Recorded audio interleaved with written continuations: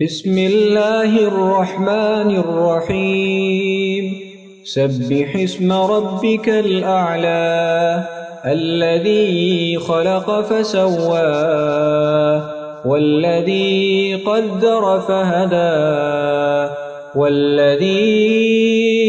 أخرج المرعى فجعله غثاء أحوى سنقرئك فلا تنسى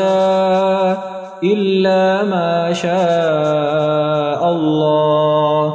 إنه يعلم الجهر وما يخفى ونيسرك لليسرى فذكر إن نفعت الذكرى سيذكر من يخشى ويتجنبها الأشقى الذي يصلى النار الكبرى ثم لا يموت فيها ولا يحيا قد أفلح من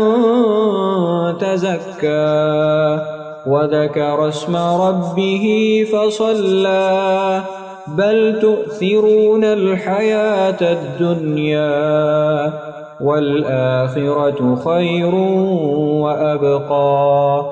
إن هذا لفي الصحف الأولى صحف إبراهيم وموسى